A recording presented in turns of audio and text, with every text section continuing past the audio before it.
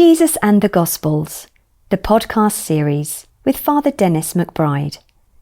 This episode was recorded in front of a live audience at Hawkstone Hall, the International Pastoral Centre. Episode 8, The Beginnings of Discipleship in John, Fascination and Discipleship. I'd like to look very briefly, dear friends, at the Gospel of John. If you turn to the first chapter of John's Gospel, about verse 35, John has his account of the call of disciples. So we've got Mark's tradition, then Luke's tradition, and now we're looking very briefly at John's tradition.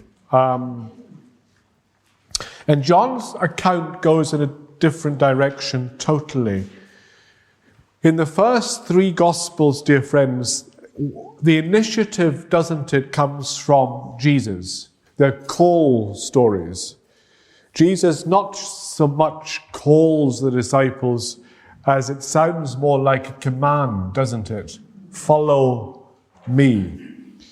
Not so in the fourth Gospel. In the fourth Gospel, notice, Jesus attaches himself to the Baptist movement, which is going on down south on the far side of the Jordan. And the interesting thing from the fourth Gospel is that Jesus' first disciples come from where? They come from the Baptist movement, which is a dramatically different portrait from the Synoptic Gospels. In other words, Jesus is living down south among the group of John the Baptist's own disciples. And when Jesus is identified by John the Baptist, notice there, Jesus passes, John stirs at him, and he says, "Look, there is the Lamb of God." Two of the disciples follow Jesus on their own initiative. Jesus does not command them to follow him. They are attracted by him because of what John the Baptist says. So in John's Gospel, and to me, honestly, this makes more sense to me personally, John would argue that discipleship begins in attraction and fascination with Jesus of Nazareth. The disciples are not called. They're fascinated by this Jesus. And they follow him of their own initiative. And Jesus notices he's got two guys following him. So what does he do? He says the wonderful question, "What do you want?" What are you looking for in life? What are you seeking? What are you searching? And they do not answer his question, do they? They answer with another question. They say, "Where do you live?" And he has the invitation, not a command, "Come and see." So they went in and they saw where he lived, and they stayed with him the rest of that day. And one of these two, the other one is unnamed, we don't know who he is called Andrew. We know it's not Peter, because Andrew is going to introduce Peter later to Jesus. In the other Gospels, Peter is always the first called, isn't he? Some of the early bishops didn't like John's Gospel particularly because Andrew is the first called, and Peter is only introduced to Jesus through his brother. And in John's Gospel, we'll see this when we look at the Passion Resurrection narratives. There's an interesting tension in the fourth Gospel between the beloved disciple who is very close to Jesus and the figure of authority. And the beloved disciple always comes out looking much better than the figure of authority in Peter himself. So that, I'll come back to that when we do fascination and discipleship. I like very much the story of discipleship in John's Gospel because in a sense it seems slightly more normal.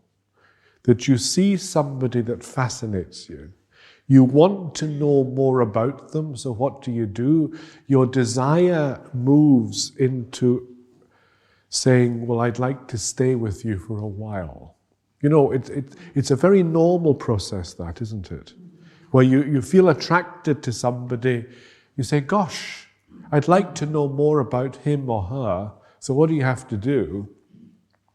You have to go and be where they are and make up your own mind then whether out of your experience you will follow this person or whether you'll go your own way. John's, in a funny way, is a much simpler version of the beginnings of the story of discipleship. The most dramatic, of course, is Luke's. And one of the things Luke wants to do in telling the great call of Peter, one of the things Luke, who is a fairly sharp psychological writer, Luke tells the story of how Jesus makes an impact on people, okay? And out of the impact that he makes, people become interested in who he is. Now, dear friends, psychologically, this is a simple truth, isn't it? You only become interested in people who make an impact on you. Okay? If they make no impact, no interest. This is in your notes. It's like they used to say of our distinguished former Prime Minister, John Major, who was nicknamed, wasn't he, the Grey Man, that, as one journalist said, when he entered a room, it was like someone left.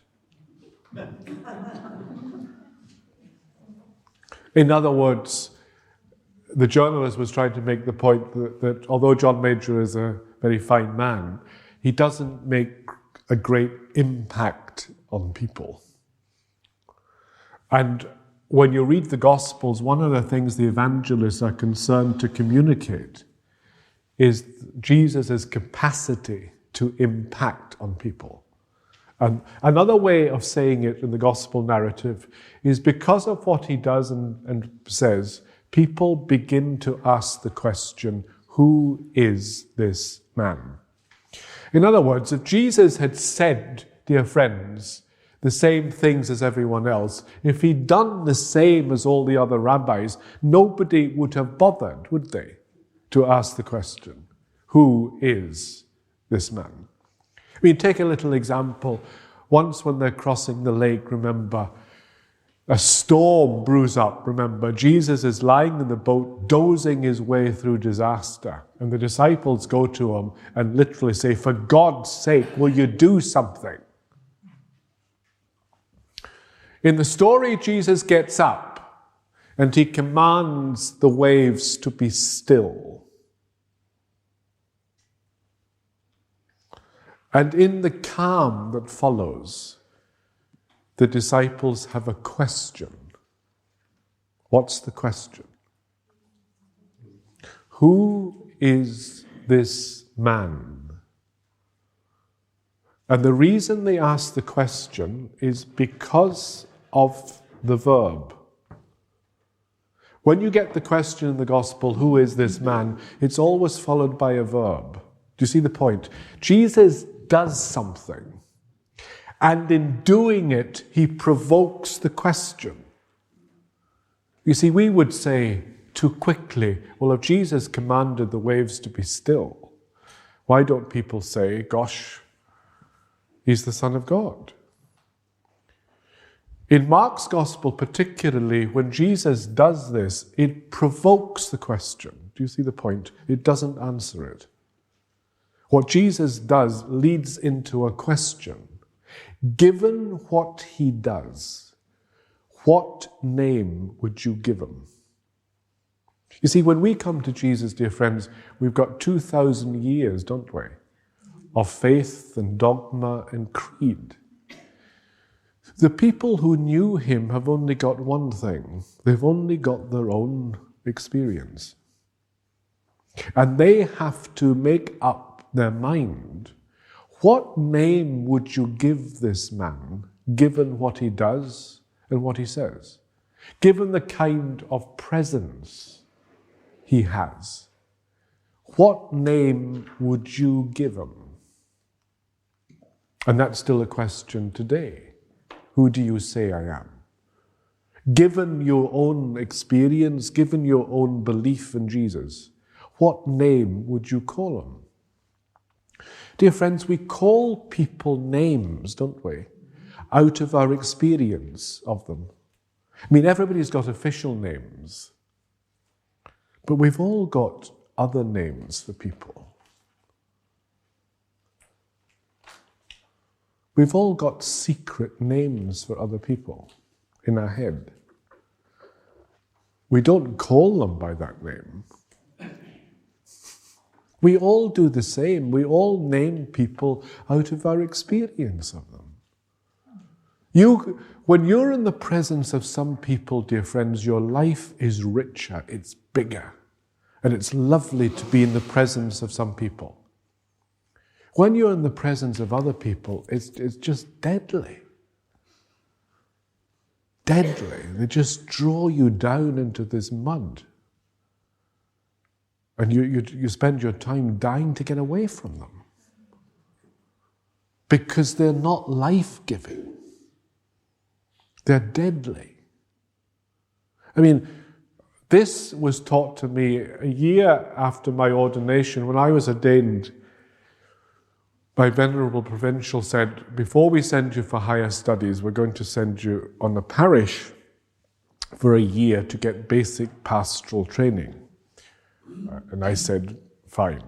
And he said, now Dennis, we're going to send you to a parish, but sadly, in this parish, there's a priest in the community who will not speak to you. I said, oh. And he mentioned his name, Father X. I said, but I don't know Father X. Oh, he said he doesn't speak to young priests. He didn't speak to the two young curates who were there before. He won't speak to you. I said, but I've never met the man. He said, it's nothing to do with that. He's ecumenical in his dislike. It's not personal. You know, he just doesn't speak to young priests. So I went down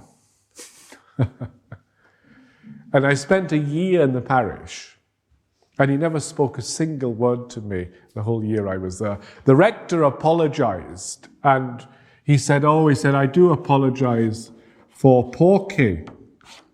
That was his nickname. I said, why do you call him Porky? He said, he's a bit like a porcupine. Anytime you go near, you get needled.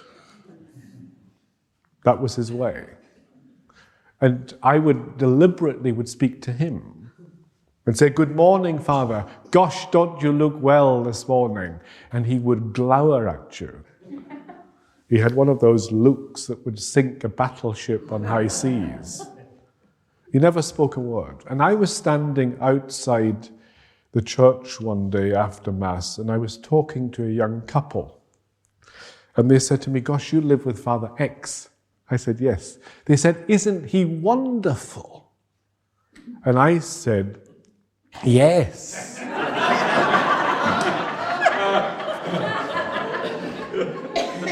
And they said, well, you know, our marriage was collapsing. And he came round to our night, every night for 10 nights. And he helped us to talk to one another.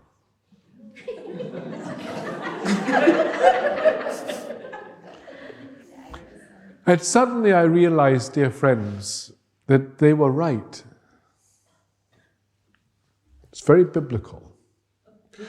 The name that they decided for him was based on what? It was based on their own experience of this man, and for them, this man was life. This man was great because he saved their marriage and got them to talk and to communicate and sit with one another. And they thought that was great, and it was great. So they named him great because their experience of him was a saving experience. I would have had another name for him because my experience of him was different. And the evangelists are very aware of this. People are going to name Jesus of Nazareth out of their own experience of him. What name would you give him? And I've listed there the different names that people come. Some people speak words of wonder and gratitude to Jesus. Why? Because that's been their experience. Other people are totally confused by him.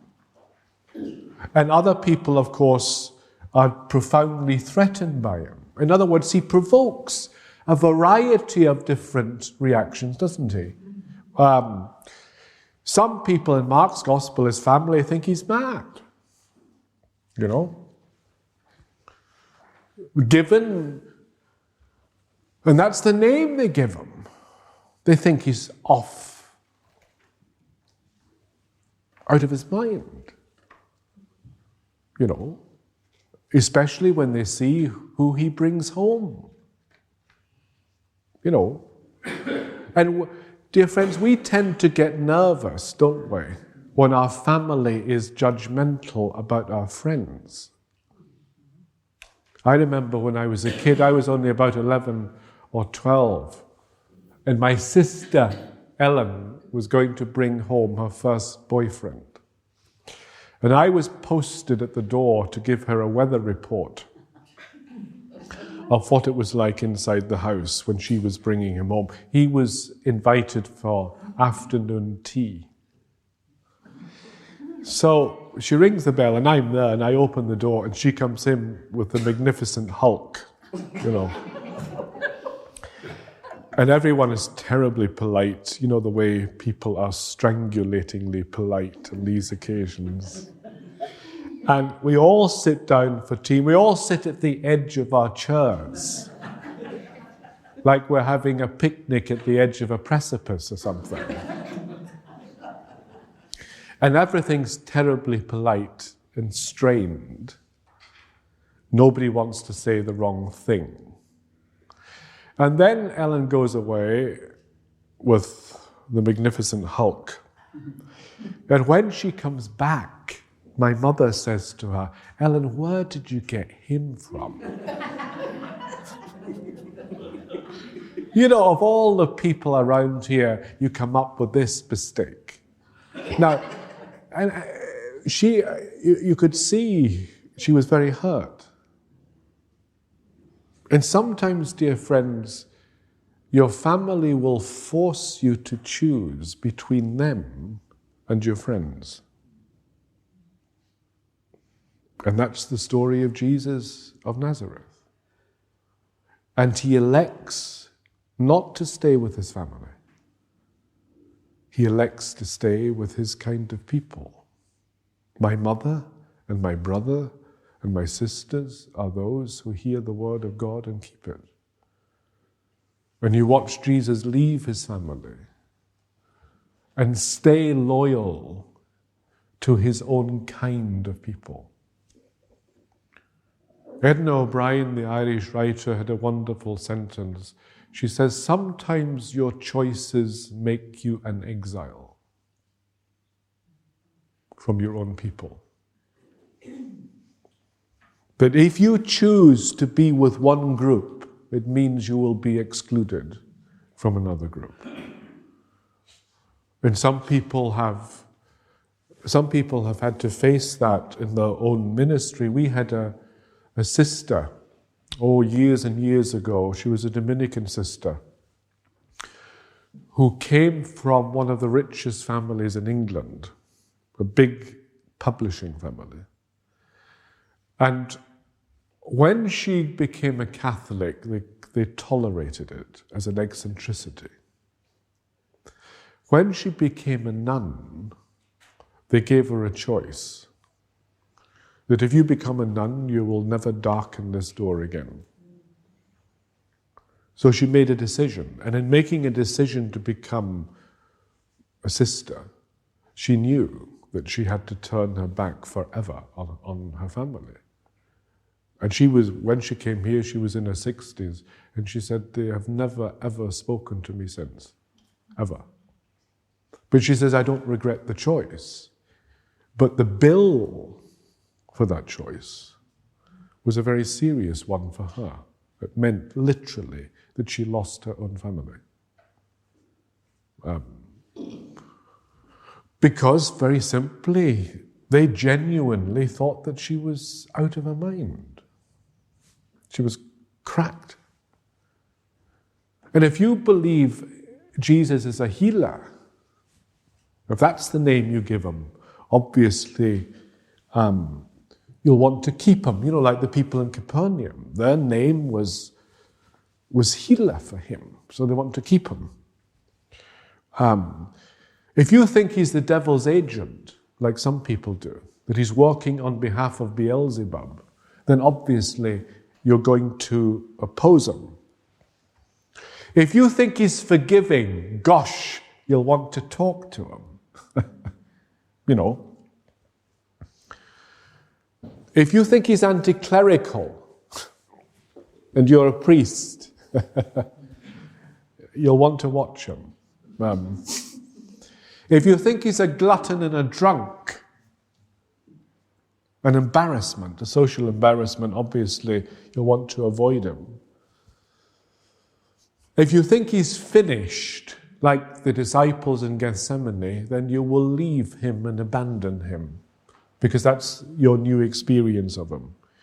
If you think, like the chief priests at the foot of the cross, that Jesus of Nazareth is a total fake, then obviously you'll mock him, you know. If you think he's innocent, you'll support him. Do you see what I mean? There's a huge litany of names for Jesus in the Gospels. And the reason the names have such a variety is because people's experience is different.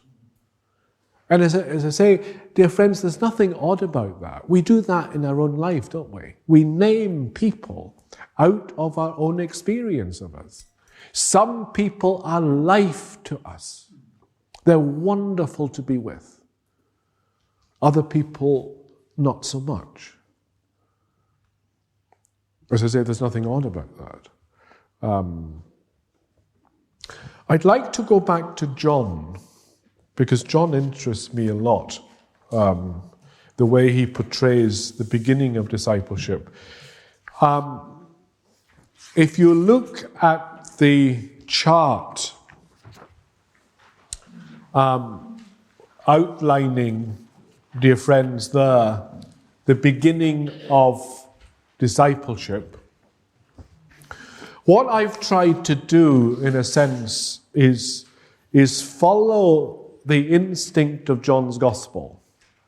I was asked about 18 months ago to do an article for the Scripture Bulletin, is it called? Yes, on discipleship. And I was asked to do it without mentioning the word vocation. And I like that challenge, because that's there in John's Gospel. How does discipleship start? Between the other person and us. And one of the things it seems to strike me that's fairly common, there has to be a level, doesn't there, of attraction, or fascination standing at the beginning of the story of discipleship. Now, fascination is different from curiosity. You can be curious about people. I've always been curious about how does the man who drives the big lorry to clear the snowdrifts, how does he get to work?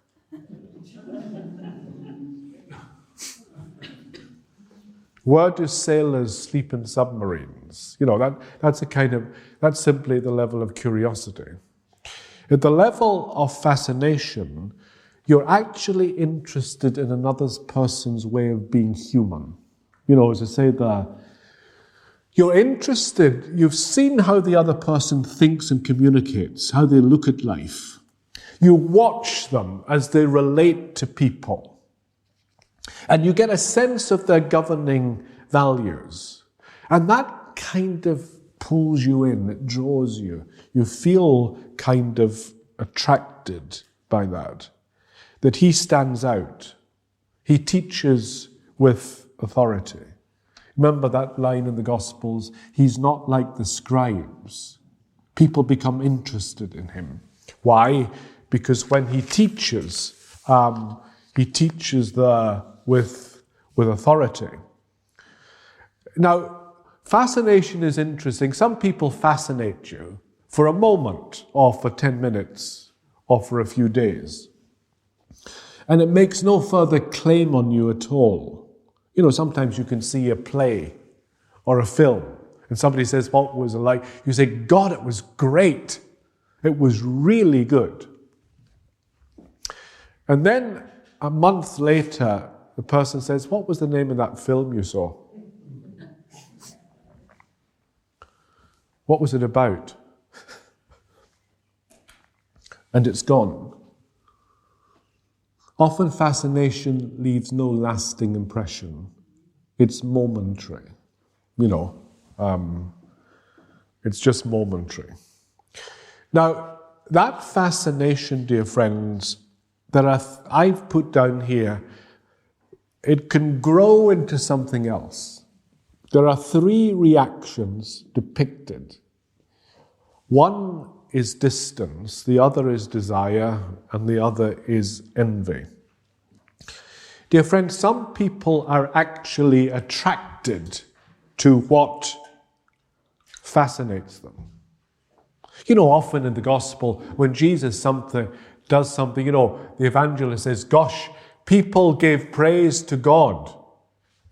They say, gosh, what wonders have been worked here. And then what do? Then they go home. They go home to get supper. Life goes on, But sometimes what a person does, or how they appear, it makes us pause. We stop what we're doing. We want to pursue this experience. We don't want to clap and go home. We want to follow. We want to try and somehow attach ourselves to this person because we found them inspiring. So what we've seen and heard and touched is not something we just want to admire from a distance anymore and applaud. We want to participate in it. We want to somehow share in this ourselves. We don't want to walk away and go home. We feel we want to follow this person that fascinates us. And the difference between fascination and desire is explored in that wonderful parable. The parable of the sower, where the sower goes out madly, this mad farmer, and he throws the seed absolutely everywhere, doesn't he? And there's different kinds of ground. There's the rocky ground, the image of fascination, which welcomes the seed readily. Wow, isn't this great? But nothing happens because there's no ground there. And the good soil represents how the fascination moves to desire. It takes this in to itself. It wants to make this gift your own. It wants to say, look, this is for me. This has got my name on it. I want to claim this because this is going to make a difference in my life. And you can see that desire, can't you, in the stories of discipleship. As I put there, leaving their father Zebedee in the boat, James and John went after Jesus. They don't go after a dogma. They don't go after a principle. They're attracted by this person of Jesus. And it's beautifully done in John's Gospel. Jesus turned around and he saw them following and said, "What do you want? Rabbi, where do you live? Come and see." They're not just fascinated by Jesus. They're now moving into a desire to attach themselves to who he is. And as Jesus was getting into the boat, remember the story of the demoniac, the man who'd been possessed begged Jesus to stay with him. He wants to attach himself to this person. There's also distance. I find this an interesting one. That you become fascinated with people. You're very interested in them, but then you want to disconnect from them. You know, the classic one, of course, isn't it? Is Peter, isn't it? Where he says, "Leave me alone, because I am a sinful man." He's very attracted to Jesus. He's fascinated by Jesus. But he wants distance between himself.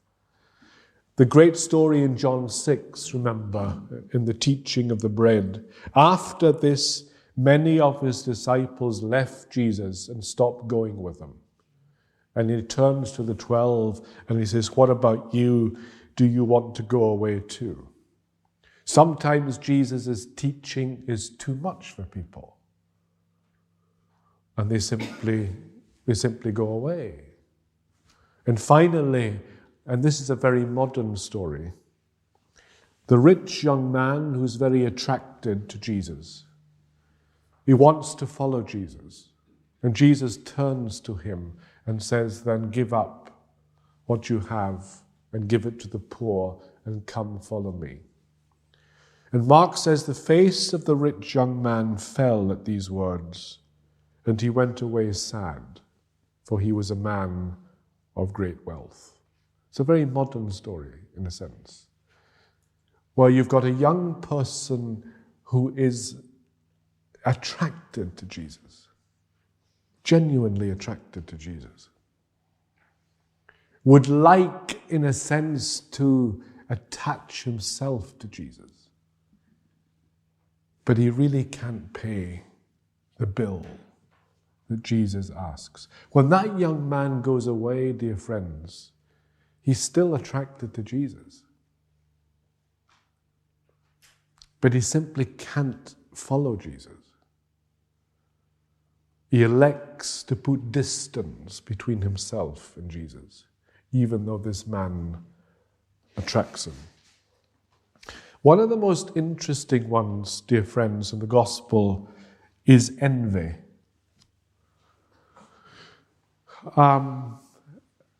Where a story begins and you become very interested in someone, you become very fascinated by them, and then you become jealous of who they are or what they are. In other words, you end up in a dangerous position where you want to destroy what fascinates you. A very negative reaction. And you see that, as we've seen in the story of Nazareth, where people in the synagogue are very attracted to Jesus and what he says, and they say, "Gosh, what wonderful words!" They're astonished. But there is, You know, dear friends, worship can move very quickly to violence. Very quickly.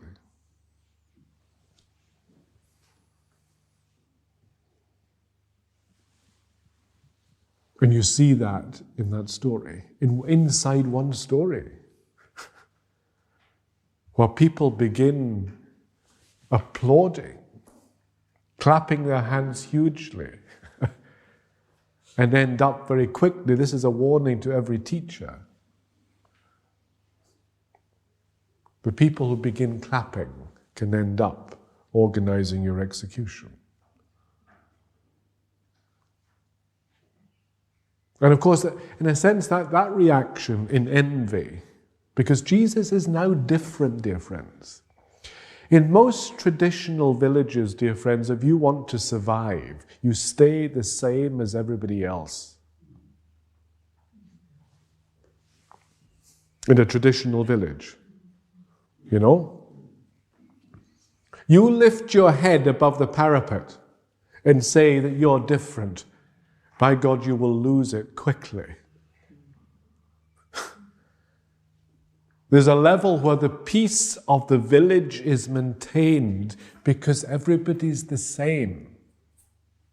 When somebody goes away and then comes back and builds the big house, you know, and everybody else in the village is living happily in little cottages, and they were happy with their cottage before they saw the mansion.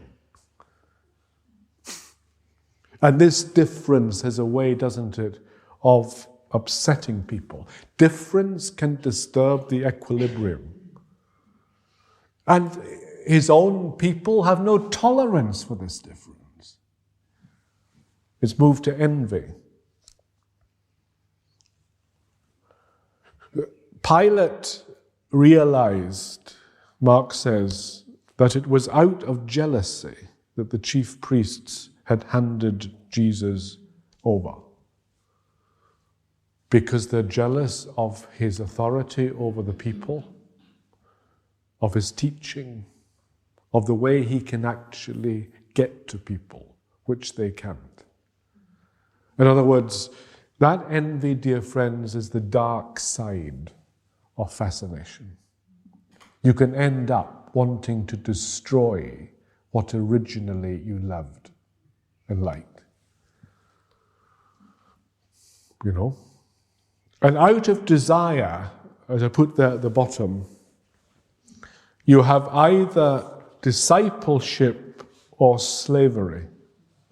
You know? And I've put slavery there to denote the teacher who never shares his authority. You know, the kind of teacher who says to you, "Oh, my dear, you may be very bright. You may think yourself clever, but by God, you'll never be as clever as I am." You know, the teacher who feels threatened that the day might come when a student comes along who's much cleverer than they are. Now, really good teachers are never threatened by this. Real good teachers are delighted by this, that they have such a student, you know. And of course, people begin to feel gradually diminished. If you follow a teacher, dear friends, and the teacher never shares the source of his power, in other words, he doesn't want you to have access to the same power that he does. That's why one of the great questions in the gospel is, by what authority do you do this? You know, and you watch the disciples, in a sense, with Jesus. You know, the disciples are attracted to him, they follow him, but there's another dimension of Jesus' life, obviously, namely his relationship with Abba, isn't there? And what is intriguing in the gospel is that Jesus opens this up. You think of the disciples' question, will you teach us to pray?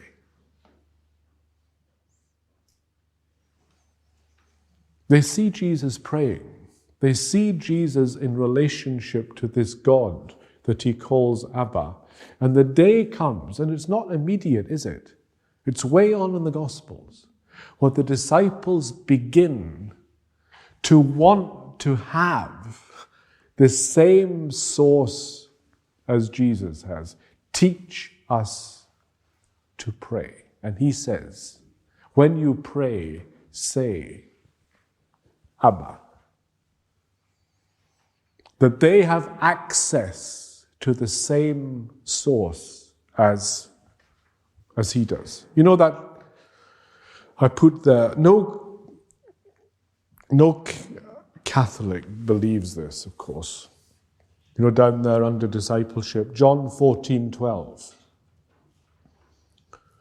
Whoever believes in me will perform the same works as myself. He will perform even greater works. Now there is a great teacher speaking. Someone who wants his own disciples not to permanently stay at the level of discipleship, but that one day they will become masters themselves. One day they will become great teachers themselves. And Jesus' dream is that when his disciples come to be leaders themselves, that they will do greater things than he ever did. Wonderful thought that, isn't it? Jesus doesn't have to be the best at everything. As I said, I haven't met a Catholic yet who actually believes that, because they cannot imagine anyone being better at anything than Jesus was, because their image of Jesus doesn't contain that. And yet this is John's gospel, funnily enough, not Luke. This is John, the great Logos gospel. You know, it's a wonderful image of allowing your disciples to share the same resource as you do. Finally, dear friends, that was summarized beautifully for me. It's an Indian story. I'm not sure where it comes from in India. Of a man who's lying on his bed at night and he has a dream. And the Lord Shiva appears to him in the dream. And the Lord Shiva says, go out beyond the village and you will find a guru sleeping. Waken the guru and ask him to give you the stone. And when he gives you the stone, you will be the richest man in the whole of India. So he gets up very early in the morning, doesn't even bother with his cornflakes, goes out beyond the village, and sure enough, there's an old man sleeping on a rock, covered with a bag. He wakens them up. He says, Guru, Guru. He says, the stone. And the Guru says, what stone? He said, the Lord Shiva came, told me to go to you and get the stone. Oh, he says, okay, it must be this stone. So he takes the covering off his pillow. And there's the largest and most beautiful diamond in the world. And he says, it must be this here. He said, are you sure? He says, yeah, you have it. So he goes away. And he puts the stone under the bed. He has to lift up the bed because the stone is big. And that night when he sleeps, he can't sleep because he's so aware that under his bed is the biggest diamond in the world. It shines even in the dark. And then suddenly, something hits him. In the morning, he picks the stone up and he goes back to the guru. And he says to the guru, have the stone back. And he says to the guru, teach me how to give away diamonds.